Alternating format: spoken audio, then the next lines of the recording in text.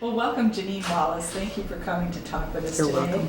And Jeannine is here, and we're going to be asking her about her when she first came to Charlevoix and all of her experiences as a businesswoman in Charlevoix, and also her connection with Earl Young and the Mushrooms. So please start. When was your first memory of Charlevoix? When did you come? Well, my parents came up every summer, and so I think my first memory of Charlevoix, I was about 3, and we were renting a place on Grant Street, which the library is on. Mm-hmm. And I live on Grant now too, but it was way up the hill, and it was next door to the Ike Byers house, and they had a cow called Lulabelle. Mm-hmm. And I remember riding with the Byers' daughter, who was about 5, and I was maybe 3, and they took a picture of us riding Lulabelle. And it was so exciting for me because I came from the city, and to actually be on top of a cow, That's pretty that nice. was a Charlevoix memory I'll never forget. And another year they rented a house further out, and they had a haystack in the field, which I loved sliding down the haystack. And then after that we moved into town, and then eventually my parents built a cottage on Oyster Bay. So I spent my growing up years all the way through college on the cottage, on the Oyster Bay at the cottage. So I have a lot of memories. And my first job was in Charlevoix at age 15 in the bakery downtown, the Fairbanks pastry shop. I had to fill the the rolls that they're filled with jelly. Mm-hmm. Your Bismarck. Bismarcks. And Mr. Fairbanks would be upset with me if I cut too much jelly in them. Right, because it costs money. That's for right. jelly. I learned good lessons there in retail. But those are my first memories of Charlevoix, of course. And my dad had a boat, and being out on the boat and learning to water ski and going to Beaver Island, all the fun things that you do in Charlevoix. So. During the summertime. But later on, when they built the cottage, we used to come up for Thanksgiving, Christmas. Okay. But it wasn't an all year round house, so we couldn't be up all year. Did you kind of camp out during the winter in the cottage, or did you have water and heat? Oh, we'd had all of that, Oh, yes, yeah, but okay. my schooling was in Grand Rapids and our home was there, so we just got away from everything and came up here as often as we could. Yeah. Well, that's wonderful. When And then did you come here to start your business? As an adult, I was married and we decided to live in Charlevoix. We loved it here, and my background was Charlevoix, of course. So we decided to move to Charlevoix, and Virginia Olson had a gift shop, and I had worked in it a couple of summers, and she asked me if I wanted to buy it. Virginia Olson was Earl Young's daughter, and the gift shop was in the Weather Vane Inn, and so I bought it. And therein lies the story. Had it 39 years. Wow. And but we moved from the Weather Vane 5 years after we started, and we moved downtown. And it's kind of interesting. In 1969, when we opened the store downtown, there were 7 empty stores in downtown Charlevoix. And we complain today, of course, when there's 5 empty stores or 4 empty stores. It's upsetting to all of us retailers and people in the town. Sure. But there were 7 empty stores at that time, and they were all owned by one man, Wow. which made it very difficult to negotiate terms or to get a good deal. You just couldn't. You had to take what you could get. Right. But we eventually did get a building in downtown, and I ran it for 35 years there. Yeah. So, and now it's sold and still going on. My baby's going on. Yeah, So. and that is the Shop of the Gulls. Shop of the Gulls. Was it always the Shop of the Gulls? Virginia had that name Always also? Shop of the Gulls. Yeah. It's certainly been. It had changed a lot over the years. When she had it, it was just a little tiny spot at one end of the bar in the Weather Vane. And of course, I eventually ended up with 2 stories and Yeah, opened the shop wide open, and now it's even bigger. So because it's into the it's other gone building. into the other building, yes, Yeah, Do you know when she started hers? No, I really don't. I bought it in 64, and she probably had it a good 5 years before that, but she also opened a store in Petoskey called the Mole Hole, and that was her baby. And then after she sold me the Shop of the Gulls, she opened another store called the Bristly Thistle, and very talented, very artistic, creative woman. Bristly Thistles, I remember, was a needlepoint Mhm, shop in Petoskey. Well, it was opened in Charlevoix first. It did. Mhm, I didn't realize that. Yeah, right down by Judy's restaurant. Okay. And see, yeah, that's a good memory. So Yes. that's neat.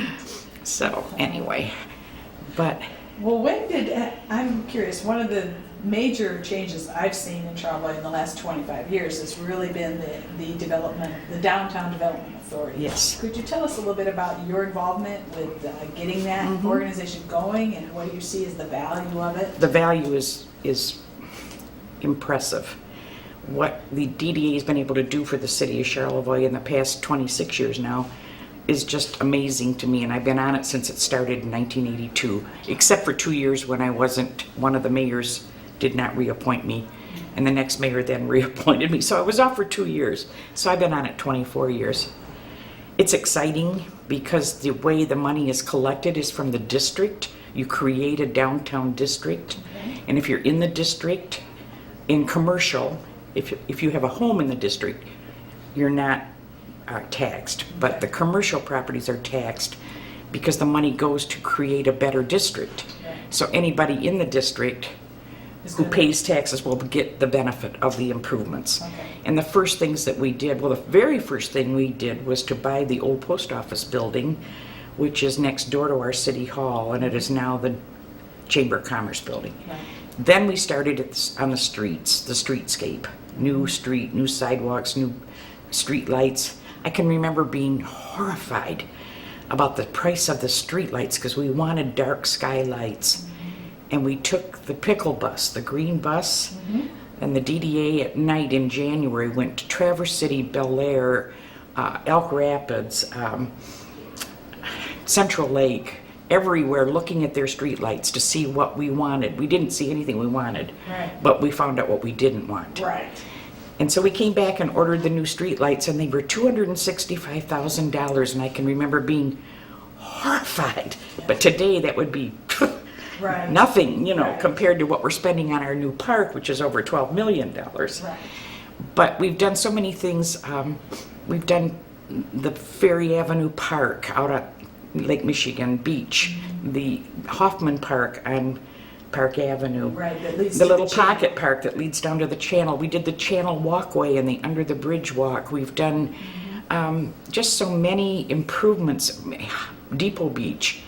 We've done different creative things, and of course the DDA donated $600,000 to the library because we felt very strongly about supporting the library and putting a wing on it that would be a community room. Wow. And it's in the DDA now, so we can do that. It's just exciting what we were able to do, and the next step after the park will be hopefully State Street. We want to do a streetscape there with new street lights and sidewalks and continue on the side streets for the stores that are there. Okay. And Then the plan and the hope is to expand businesses down the side streets yes, to State Street. to State Street, and then improves the look of State Street. Right. Because State Street's an important street in our town with all the community buildings and courthouse and city hall and all the three churches and the funeral home and banks, and it's an important street in our town, and we want to, the plans are in the works for it. But in the meantime, we're still working on the park, Yes. which is due to be done, I believe, this June. That's what we've been told. It'll be finished, and it's exciting, just exciting. Yeah. It hadn't been touched in so many years. It needed it so desperately, and it's the jewel of our downtown. Yes. Everybody drives by it every day practically. Absolutely. And I think the way we're designing it, the local people will now use it more than they ever did before. We'll have the interactive fountain for the children, who will be dragging their parents daily down there if they could, and the grandparents. Yeah. And the trout stream next fall that will be put in will be an educational thing. There'll be brown trout and speckled trout and rainbow trout, and it'll be a very educational thing as well as something fun to watch. That'll be a great field trip for the elementary kids. And for everybody. To take a walk It'd down be a field trip for Little me. Slope. I'd love to see it too, you Yeah. know. And then, of course, the Odemark Pavilion, which is shaped like a clamshell, hopefully to make the acoustics really good because of the traffic nearby. And we put seating in that's more seating than we've ever had before, but it's still on the grass. So it's But I did see the terracing. It'll be terraced, but the terraces are 10 feet wide so that you can bring chairs and blankets and nobody's going to be crowded. I mean, it'll be exciting. Yeah. And there'll be bathrooms. We no longer will have to have a trailer behind the band shell. Yeah. And so it's going to be exciting. It'll be a beautiful, it'll be the best park in northern Michigan. So Oh, that's thrilling. That is Yeah. wonderful. And, do And the appreciate- docks, of course. Yeah. They're not docks, they're piers. Yeah. I found out the difference being on the DDA about the difference between a wharf and a dock and a pier. Oh. Do you know what it is? I can guess, but please tell us. The wharf is parallel to the land and it's like a boardwalk. Okay. And that's the wharf, and the piers jut out from the wharf. Okay. And the docks are the water between the piers. Oh. A dock is not wood, it's Wood. water. It's water. It's the water between all the piers. When a boat docks, it docks in the water. Oh, that's interesting. Thank you for that. I didn't know that. Yeah, I've always thought the dock was the dock I walked on to No, get out to the water. you're walking on a pier. Okay. Anyway, we've learned a lot of little incidental things that you go, oh my gosh, I didn't know that. Yeah. So tell us, how did you start the DDA, get it organized? I mean, is it through the state of Michigan? How did that Yes, all the state come? of Michigan, definitely. Oh wow, it takes a long time to do it. You just don't start it. You have to Right. get sanctioned by the state of Michigan, and everything has to be organized. Just like right now, I'm also on the Historic District Commission, and we're still working on that. It's taken 3 years to just get the depot a district. You know, Okay. the state really takes forever. Okay. It takes forever, years to get everything organized. Hugh Mason, who's the chairman, was in the very beginning also, would be more Of the DDA? of the DDA. Okay. He would be more likely to be able to inform you exactly how it was done. I was appointed after it was done, I so. see. Okay. But it's definitely state sanctioned, and you have to follow all their rules. Right. So all the more reason to be happy for him to put all the time in to get this organization to come to the city of Charlevoix so we could take advantage of Yes, all it had to the offer. DDA is the best thing that ever happened to the city of Charlevoix as far as being able to improve the city without having the taxpayers have to pay for it. Right. The only taxpayers that are paying for anything that we've done are the commercial people in the district. Okay. A lot of people don't understand that. They're not paying for the park. Right. In fact, the park is being 75% funded by the Waterways Commission in the state of Michigan. The Waterways Commission is supposed to spend all their money on things to improve boaters' lives, Okay. making better piers and marinas and Right. better harbor master buildings and better harbors. And so they're funding 75% of it because that part's going to the boaters. The park itself, they're not funding, the DDA is. DDAs. They will only fund what is due to boating. Right. Because the boaters pay gas tax and boat tax, and it all goes to the Waterways Commission to fund more Okay. marinas. That's good to know. Yeah, so I hope people will realize that the taxpayers in Charlevoix, like you and me, Right. are not paying for any of this. It's Right. not on our taxes at all. Right. And there is a misconception out there because people think that the park is too grandiose for the general taxpayer. But the general taxpayer is not paying it. Now, I'm not paying it at my house, Right. but because I own a building downtown, I am taxed because I'm in the downtown district. Right. And I'm happy to be taxed for making the downtown better, Right. Well, and because and it'll some- better my business. Exactly, and it's another example of where the taxes are, something over which you have control. You know exactly where that money's going. Exactly. And what is going to And you happen. can attend all the DDA meetings and put your input. The park, for example, we've had 12 public hearings on what's going to go into the park. We had a special election on whether we should remove the old band shell because some people didn't want it taken out.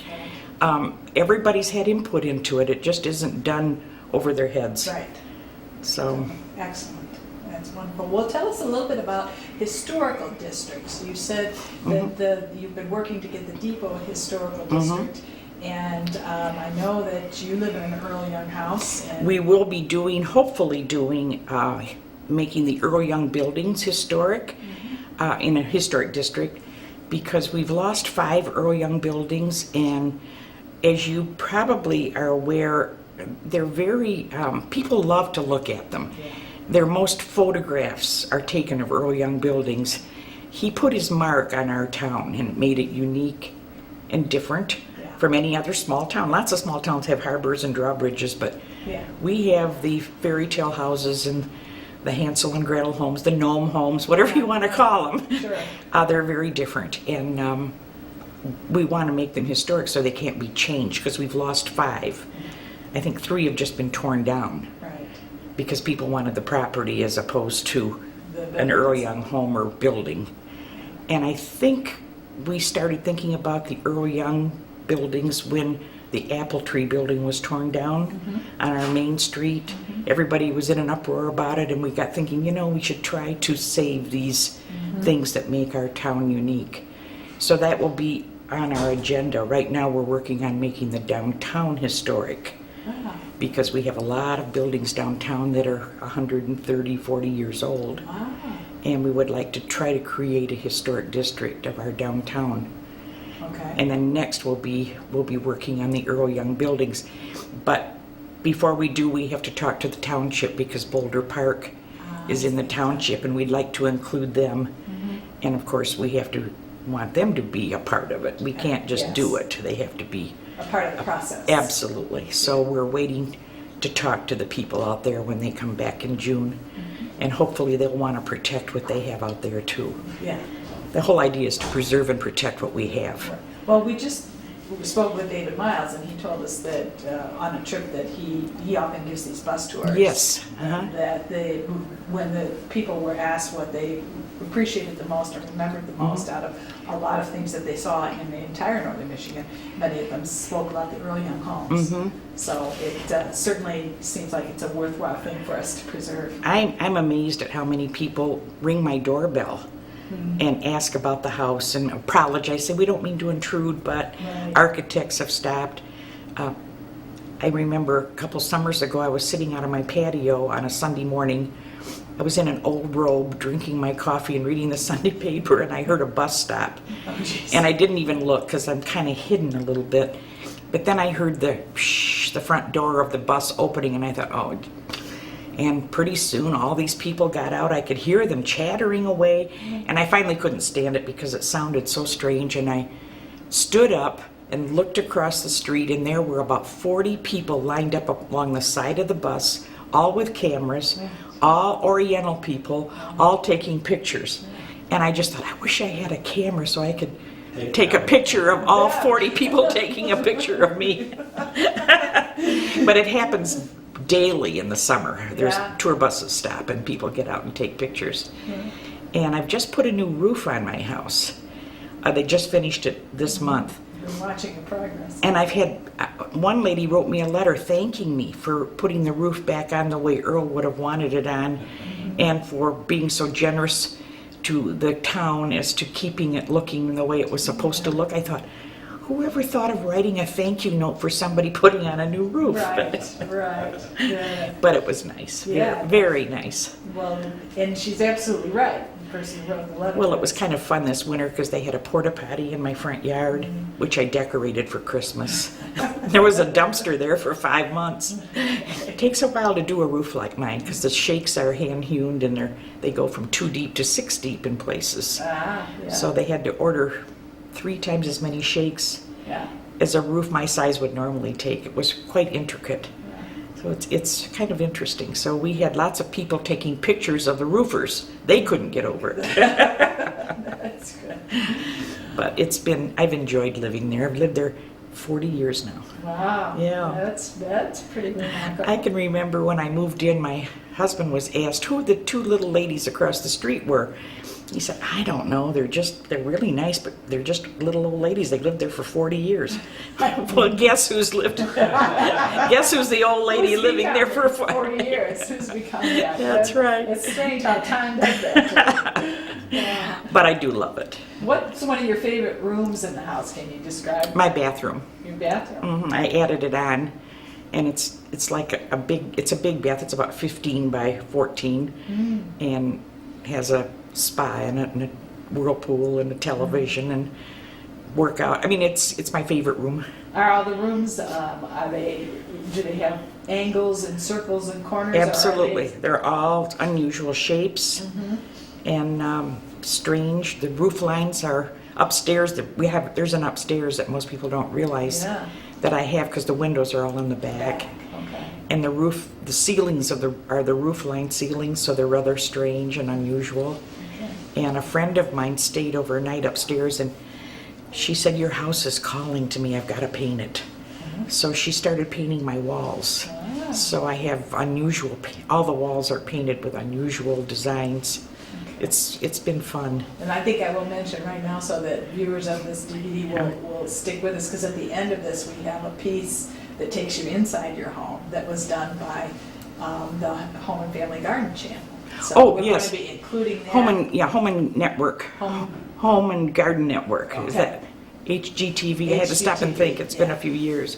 Okay. So tell us a little bit about that experience. How did you get that? Somebody took a picture of my house and sent it to them saying they were doing a series called Extreme Homes, one-of-a-kind type homes, and said they'd seen it in Charlevoix, Michigan, and maybe it might be an idea for them, so they called me.